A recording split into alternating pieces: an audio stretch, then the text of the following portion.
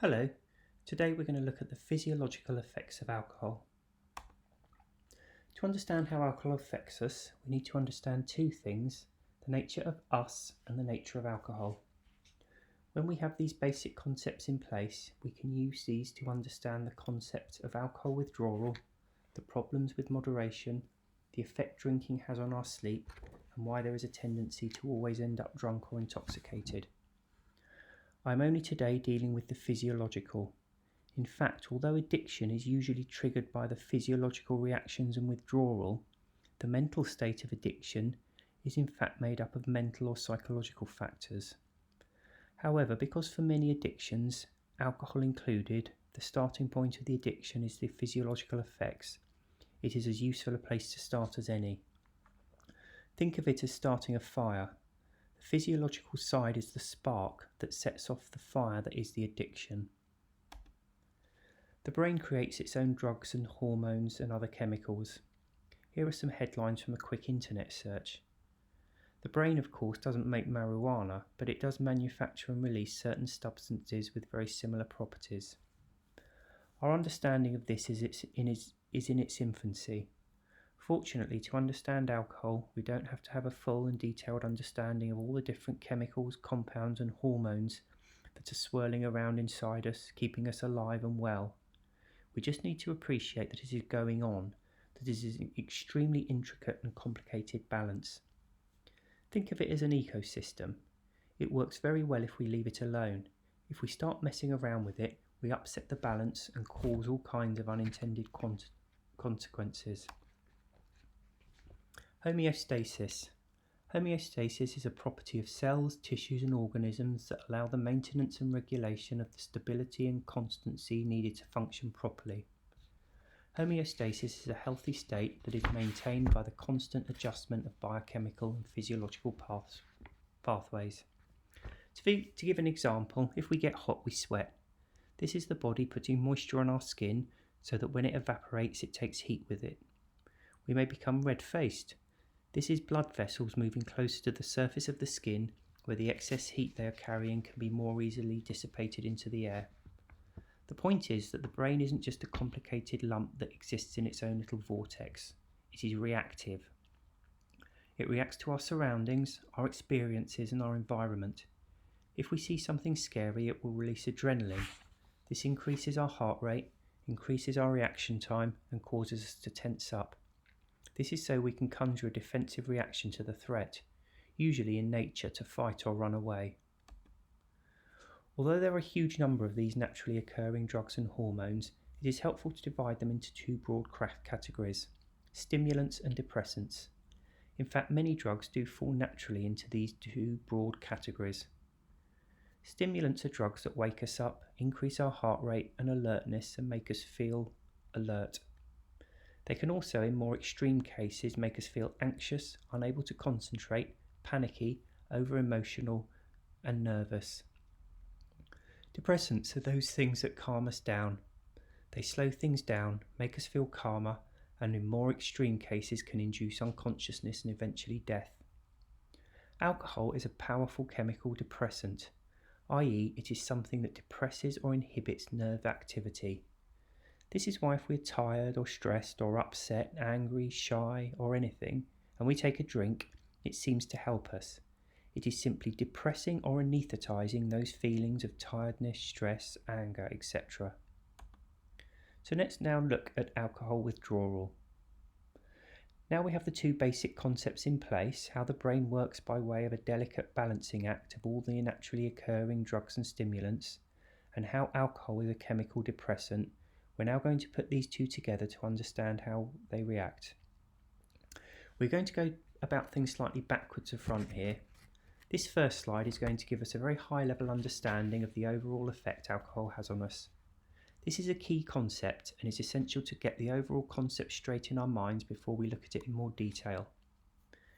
We are then in the next slide going to look at how this process develops over time. We're going to do it back to front because it is helpful, I think, to get the basic concept straight in our minds first. When this is in place, we can then look back at how it develops. In this graph, you'll see that we've got a bar for stimulants and a bar for depressants. They're showing a small number of both of them at the moment, and this is to represent the naturally occurring stimulants and depressants that are in your brain. Let's see what happens when you drink alcohol. As expected, the depressants go up. The problem is the brain is reactive. It senses that there is an imbalance and it seeks to redress this imbalance. And it does this by releasing its own stimulants. Of course, the problem is the alcohol is slowly processed and removed from our body. And then this happens. This is what I call the alcohol withdrawal phase. You can see that there is a complete imbalance between stimulants and depressants. This will leave us feeling anxious, nervous, out of sorts, and in extreme cases actively depressed and panicky. The withdrawal period is a time of anxiety, restlessness, depression, and even panic. It is the direct opposite of feeling confident and relaxed. It is an inability to cope with anything. But now look at what happens if we take a drink during the withdrawal period. By drinking alcohol, you're increasing the depressant, which returns you to a far more closer resemblance of balance. As you can see in the graph, with more alcohol you are far closer to an internal balance. So drinking during this withdrawal results in replacing a feeling of anxiousness, depression and panic with a feeling of tranquility, confidence and resilience. This is the crux of the physical addiction to alcohol, but the key is that it is giving you no more than relief from problems it itself has caused. You also need to bear in mind that these excess stimulants will be in your body for anything between 24 hours to 72 hours after your last drink. So that for those people who drink daily, they are only ever bouncing between withdrawal and relief. If you've been drinking at this level for many years, the part where you're in the withdrawal, life seems difficult, unpleasant, and you feel unable to cope with it. When you drink alcohol, by redressing the balance, you go back to how you would have felt anyway had you never taken a drink, i.e. fairly confident and buoyant and able to deal with the stresses and strains of everyday life. In this way, we can become fooled into thinking that life is just not worth living without the comforting effects of alcohol. Let's now look at tolerance. This slide is the first time you take a drink. The brain does not have the stimulants it needs to counteract the depressive effects of the alcohol, but not in great quantities when compared to the strong depressive effects of the alcohol. So let's see what happens. On this particular slide, we're breaking it down into a far shorter time period, so we're looking at it at a drink-by-drink basis. So your first ever alcoholic drink, you put some depressants in and your body has stimulants to counter them. You take another drink, but your body unfortunately has used up all the stimulants it has. You very quickly become intoxicated. The reason your body only has a limited number of stimulants is that in the usual course of things it wouldn't need to release so many of them to leave you feeling completely out of sorts and in a panic. So as you can see, the first time you ever drink, the stimulants are very quickly used up and the alcohol quickly overwhelms you. However, over the years, the brain produces more and more of these stimulants as they are continually used up to counter the depressive effects of the alcohol. This is what tolerance is. So the more stimulants we have, the more alcohol we can drink. But of course, the more stimulants we have, the more pronounced the withdrawal is. In this way, the withdrawal progressively increases in line with our tolerance. So now, hopefully, we have a good grasp of the basic effect alcohol has on human beings, how it starts and how it develops over time. We can now apply that to some other aspects of drinking. One of the areas this has a particular impact on is moderation. Let's say you regularly drink 8 drinks of an evening. Here is the graph detailing that. You take your 8 drinks. The brain counters with an equivalent amount of stimulants. The alcohol wears off and you have an 8-drink withdrawal. So let's now say you decide to cut down. Evening comes and you have just 2 drinks. The problem is that the brain is conditioned to expect that every time you drink, you will drink 8 drinks. It is conditioned to release stimulants to counter 8 drinks, not 2. This is why moderation becomes increasingly difficult. If we are drinking for the relaxing, comforting effect, we have to keep up with our previous intake, or we simply cannot obtain that comforting, relaxing feeling. Moderating leaves us worse off than not drinking at all, because we get much the same withdrawal. In fact, there is another reason why moderating is such an uphill struggle for most people, and I will come on to that later. But next, let's look at how alcohol affects our sleep. Again, to understand what alcohol does to our sleep, you need to understand 2 things: sleep and alcohol. We've dealt with the overarching effect of alcohol and how it results in a sort of yo-yo effect on our brain's chemical balance, which has a direct impact on our mood. So let's now have a look at sleep, and when we understand the fundamental elements of sleep, we can then consider the impact alcohol has on it. So why is sleep so important? Anyone who has either been in the military or had very young children or suffered from insomnia will testify to how awful and detrimental sleep deprivation is. It is used as a torture, and it is a very effective one. Lack of sleep and lack of good quality sleep leaves us feel exhausted, lethargic, disoriented, short-tempered and depressed. There have been numerous studies linking lack of sleep to cancer, diabetes and depression. Sleep is key to our health and happiness, and it is not just amount but quality of sleep that is key. So let's now look at the basics of sleep. In a normal healthy sleeping pattern, you go through different waves of sleep. The main ones are slow wave sleep and rapid eye movement or REM sleep. Deep sleep is the deep and restful sleep. REM sleep is not so deep.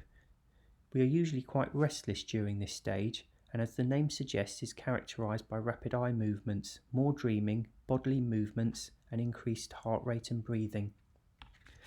Again, human understanding of sleep is in its infancy. No one really knows why REM sleep is so essential or what benefits it confers, but it is essential. However, there have been tests done on rats where they have been deprived of REM sleep, and it led to death within a fairly short space of time. So although the human understanding of sleep is far from complete, all we really need to understand for the purposes of this seminar is that there are certain cycles of sleep and that you need to go through them to be healthy, happy, and one of these cycles is REM sleep. And REM sleep requires us to be lifted out of deep sleep, for our heart rate and breathing to increase, in essence for us to rise up to a closer to conscious state. So now we have a basic understanding of sleep, and we've already looked at how alcohol affects us and how we react to it. So let's now put these two together so we can have a look at the result. So here we are on a normal evening. Now you will notice here that the depressants slightly outweigh the stimulants. That's because as you're coming up to bedtime, your brain is cutting back on the stimulants and increasing the depressants and ready for you to go to sleep. However, you have your normal drink and then you go to bed. The problem is at this stage, the depressants far outweigh the stimulants, so that although you will go into a very deep, more like unconscious state, you cannot get into REM sleep. It is physically impossible. You have too many depressants within you, and that will prevent you from going into REM sleep. Of course, over time, the stimulants build up and the depressants leave. Of course, when the stimulants then take over, sleep is virtually impossible. The best we can usually achieve is a weird mix between being awake and being asleep when our thoughts drift into strange places, but we don't actually fall asleep. This also explains why most drinkers find when they drink, they usually wake up after about 4 or 5 hours and lie there completely unable to get back to sleep. We usually find ourselves waking up at around 4 in the morning and have to lie there for the rest of the night, wide awake, waiting for the alarm to go off.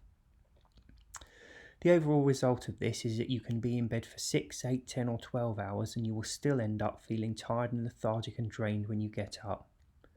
Above all, you will never have the best of all feelings, which is waking up refreshed and ready to face whatever the days throw at you.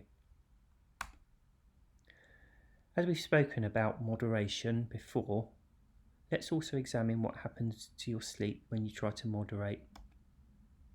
So again, you start off, you're getting towards bedtime, so the depressants are slightly higher than the stimulants. However, today you just have the one drink. But again, your body reacts in expectation of the amount you usually drink. So what you usually find is if you drink fairly heavily and then try to moderate, is that you simply don't go to sleep at all. You'll lie in bed wide awake and literally be incapable of getting any sleep. So hopefully you've now got a good idea of the physiological effects of drinking and seen how these elements impact some other areas. However, I think it's also very useful to tie in with this the relaxation intoxication aspect of drinking. People usually think of alcohol as relaxing us and also intoxicating us. They think of this as one process, but alcohol anaesthetises and affects different parts of the brain in different ways, and some effects last longer than others. One of the key points to understand when thinking about intoxication is that the relaxing effect wears off quicker than the intoxicating effect. Everyone has their own different ideas about what constitutes moderation. For the majority, it's about enjoying a drink without getting intoxicated. If enjoying a drink is about experiencing its relaxing, comforting effect for a period of time, it is simply impossible to do this without getting intoxicated. Let's now look at this in practice.